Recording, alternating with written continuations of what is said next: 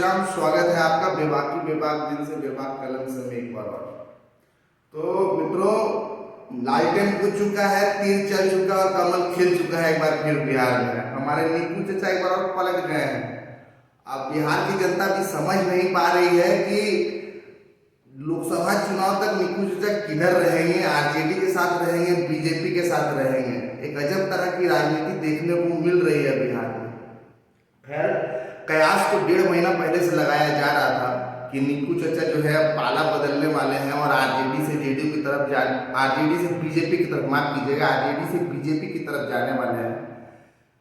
इसके पीछे बताया जा रहा है कि इंडिया गठबंधन की नाराजगी है, या फिर जाकर के इनको प्रधानमंत्री पद नहीं बन दिया गया, इनको संयोजक नहीं बनाया गया इंडी अलायंस में, इसीलिए नीकू चचा जो है इस बार फिर से पाला बदल लिए हैं। लेकिन आप एक तरह से समझिए तो कितना बड़ा चाल चला गया है अमित शाह के द्वारा कि नीकू चचा आज से 8 महीना 10 महीना पहले जदयू में जाते हैं, 2 साल पहले जदयू में जाते हैं, सॉरी आरजेडी में जाते हैं, और उसके बाद आज फिर बीजेपी में आते हैं। वहाँ पे पूरा रायता फैला देते हैं। बंगाल जाते हैं, ममता बनर्जी के पास जाते हैं, तमिलनाडु जाते हैं, स्टैलिन के पास जाते हैं, और भी जितने विपक्षी गठबंधन है, पंजाब में आप देखिएगा भगवंत मान, तो दिल्ली में अरविंद केजरीवाल, इन सबको लेकर के कितना नौटंकी करते हैं। बिहार में नौटंकी करते हैं, जाके मुंबई में नौटंकी करते हैं। इंडिया अलायंस का इतना सारा बैठक होता है, लगता है कि अब विपक्ष यूनाइट हो गया है, अब लोकसभा में कुछ टर्मोइल देखने के लिए मिलेगा, कुछ ऐसा देखने के लिए मिलेगा जिसके बाद हो सकता है कि एनडीए को जो है 200 सीट आए, 250 सीट आए। लेकिन 3 महीना पहले देखिए, अप्रैल में चुनाव है, अब फरवरी जनवरी में आज 28-29 जनवरी है, संडे का दिन है, सुपर संडे बना दिए नीकू चचा, और यहाँ पे 14% कुर्मी वोट जो कि बिहार की राजनीति को बदल करके रख देता है, एक मुश्त होकर के इस बार भाजपा के तरफ पड़ने वाला है। आपको ये समझाने के लिए हम ये वीडियो बना रहे हैं। जहाँ तक मेरी राजनीतिक समझ है, वैसे तो मैं बहुत ही अदना सा राजनीतिक विशेषज्ञ हूँ, या फिर जो भी विश्लेषण मैंने किया है, हमको ऐसा लग रहा है कि नीकू चचा जो है सीक्रेट स्पाई बन चुके हैं अमित शाह के, जिसको कि इंडी अलायंस में इसीलिए भेजा गया था कि आप जाइए वहां पे पूरा रायता फैला दीजिए और उसके बाद उन लोगों को रायता समेटने दीजिए और आप फिर से कमल के तरफ आ जाइए। और आज बिहार की जनता जो है इतनी कंफ्यूजन की स्थिति में है कि नीकू चचा अपनी क्रेडिबिलिटी इस तरह से खो चुके हैं कि उनको पता नहीं है कि अगर लोकसभा के चुनाव में या विधानसभा के चुनाव में वो नीकू चचा को वोट देते हैं तो कल को नीकू चचा किधर चले जाएंगे।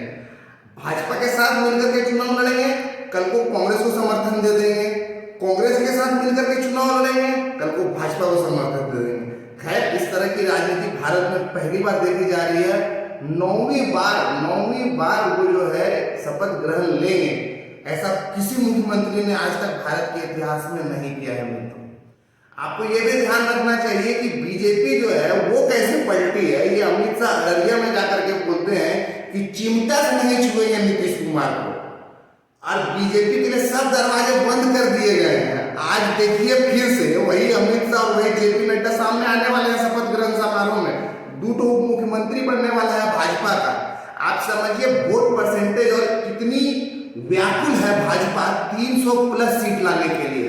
मोदी जी का नाम खराब नहीं करना चाहती है कि इंडी अलायंस में कहीं से गड़बड़ी हो जाए, ममता दीदी इधर चली जाए, उधर चली जाए, और 50-100 सीट कम हो जाए, 40 सीट आपका हो गया बिहार में कम हो जाए, 40-20-30 सीट आपका बंगाल में कम हो जाए। भाजपा रिस्क नहीं लेना चाहती है, भाजपा एकदम रिस्क नहीं लेना चाहती है। भाजपा चाहती है, मोदी जी का आखिरी चुनाव है, मोदी जी 75 साल के होने वाले हैं, मोदी जी इसके बाद अपने राजनीतिक जीवन से ले लेंगे संन्यास।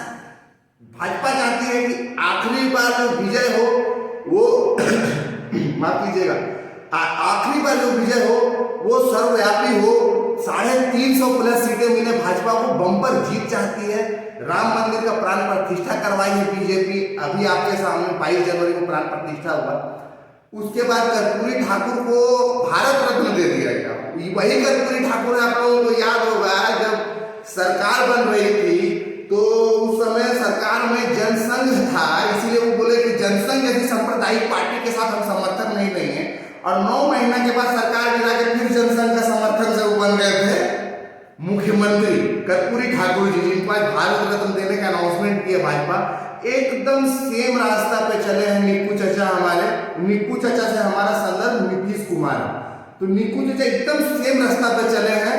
इधर पलटी मार के इधर जाएंगे, इधर पलटी मार के इधर जाएंगे, तो यही चल रहा है। अब देखिए क्या होता है। अब माफ कीजिएगा कि हमारा वीडियो आप लोगों के पास नहीं आ पाता है, लेकिन हम आपसे एक वादा करना चाहेंगे, हर एक सप्ताह, हर एक संडे लोकसभा चुनाव तक आपके पास इसी तरह का राजनीतिक विश्लेषण हम पहुंचाते रहेंगे। कमेंट्स में बताइए कि आप क्या सोचते हैं, निक्कू चाचा पलटी मारे, सही किए, गलत किए। नमस्कार, जय श्री राम।